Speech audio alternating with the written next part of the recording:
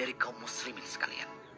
Makanya, apabila ada informasi donasi bantuan masjid, hendaknya kita ikut berpartisipasi di dalamnya, sekalipun hanya menyumbang dengan jumlah dana yang sedikit. Coba perhatikan keutamaan membangun masjid, walau hanya menyumbang satu batu saja lewat hadis berikut. Dari Jabir bin Abdullah radhiyallahu anhu, Rasulullah SAW bersabda, siapa yang membangun masjid karena Allah, walaupun hanya selubang tempat burung bertelur atau lebih kecil, maka Allah bangunkan baginya rumah seperti itu pula di surga. Hadis riwayat Ibnu Majah. Al-Hafidz Abu Thahir mengatakan bahwa sanad hadis ini sahih. Ibnu Hajar menyatakan, maksud dari siapa yang membangun masjid digunakan isim nakirah yang menunjukkan keumuman. Sehingga maksud hadis adalah siapa saja yang membangun masjid dengan ukuran besar maupun kecil. Masih melanjutkan penjelasan Ibnu Hajar, yang diterangkan dalam hadis tadi adalah hanya bahasa majasimile. Karena tak mungkin tempat burung menaruh telur dan menderum yang seukuran itu dijadikan tempat sholat. Ada juga riwayat Jabir yang semakin memperkuat hal ini.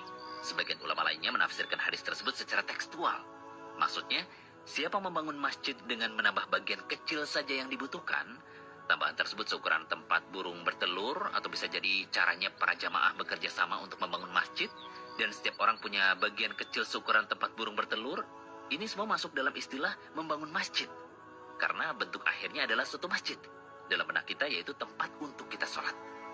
Berarti penjelasan Ibnu Hajar di awal tadi menunjukkan bahwa jika ada yang menyumbang satu sak semen saja, atau bahkan menyumbang satu bata saja, sudah mendapatkan pahala untuk membangun masjid. Masya Allah. Namun poin pentingnya, berapapun besar sumbangan untuk masjid yang kita keluarkan, harus didasari niat ikhlas karena Allah.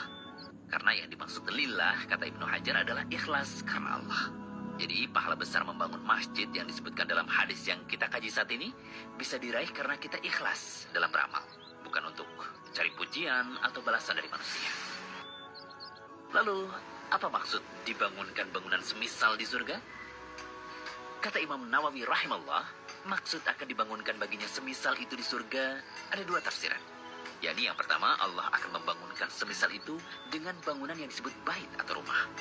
Namun, sifatnya dalam hal luasnya dan lainnya tentu punya keutamaan tersendiri. Bangunan di surga tentu tidak pernah dilihat oleh mata, tak pernah didengar oleh telinga, tak pernah terbetik dalam hati akan indahnya. Kedua, keutamaan bangunan yang diperoleh di surga dibanding dengan rumah di surga lainnya adalah seperti keutamaan masjid di dunia dibanding rumah-rumah di dunia. Ada satu catatan penting yang perlu kita ingatkan juga, bahwa dalam membangun masjid, janganlah dijadikan ajang untuk pamer dan saling berbangga.